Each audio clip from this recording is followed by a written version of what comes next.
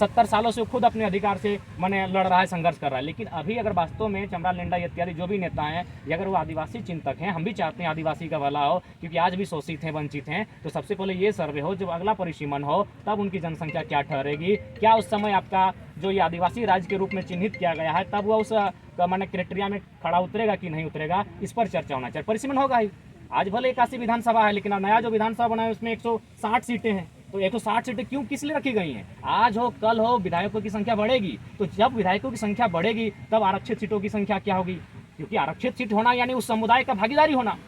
अब जिस सीट में मान के चलिए अगर एससी समाज दवा करेगा और उसमें अगर एससी समाज के लोग नहीं रहेंगे, क्या सीट उसको आरक्षित दिया जाएगा? नहीं दिया जाएगा। तो इसलिए अगर हमको चिंतन करना है तो जो लोग नष्ट हो जा रहे हैं पहले उन पर चिंतन करना चाहिए कि पहाड़िया लोग कहाँ हैं, असूरी लोग कहाँ हैं, बिरजिया लोग कहाँ हैं, उनकी क्या स्थिति है। 32 में भी जो है मेरा मानना है कि 32 को भी एक साथ आप नहीं रख सकते। राज्य सूची की अगर बात कही जाए तो जो 32 आज माने और मान के चलिए 35 हो चुके हैं, उनको भी आप एक साथ नहीं रख सकते हैं। अतः संविधान का मतलब है किसी को नुकसान नहीं होना, संविधान का मतलब है सबको अधिकार मिलना। अतः संविधान को यानी सरकारों को सोचना चाहिए कि सभी वर्गों को उनके अधिकार से वंचित ना किया जाए। जहाँ तक कुर्मी का प्रश्न है, वो आरक्षण के लिए नहीं, वो संरक्षण के लिए लड़ रहा है। उसकी लड़ाई संरक्षण की है, क्योंकि अगर आज वो संरक्षण की आवाज़ नहीं उठाता है तो आने वाले 20 सालों में आप देखिएगा सबसे ज़्यादा जमीन किन्हीं की संकट में आएगी तो कुर्मियों की आएगी। आप देख सकते हैं यहीं आपका जो ये सड़क चौड़ीकरण हुआ आपका और मांझी से जो निकला है, देखिए किनका घर मकान ज़्यादा टूटा है। ये जो आपका रिंग रोड घुमा चारों तरफ, उसमें भी आप देख लीजिए।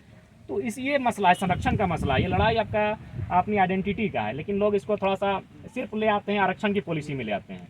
तो वहाँ पर क्या लगता है कि ये कोई मिशनरी भी इसके पीछे है? आप लोग देखिए इस पर भी अध्ययन करना होगा, क्योंकि मुझे जानकारी नहीं है कि आखिर इसको लड़ाने के पीछे किनका हाथ है। लेकिन मैंने जो तर्क रखा, आप उस तर्क को खारिज नहीं कर सकते हैं। अगर उन्हें सूची में हटाना, सूची में रहना, आदिवासी राज्य की मांग करना क्यों हुआ था?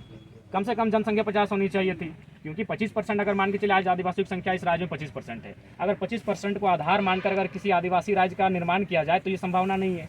कम से कम जनसंख्या 50-60 के आसपास होनी चाहिए, तभी ये संभावना है। यानी अगर आपको राज्य सूची में, अगर राज्य में ये डर लग रहा है तो जिस प्रकार BC1, BC2, BC3 अगर इसमें आपको डर लग रहा है, पहला बात मैं कहूँगा ये आरक्षण की नहीं, संरक्षण की लड़ाई है।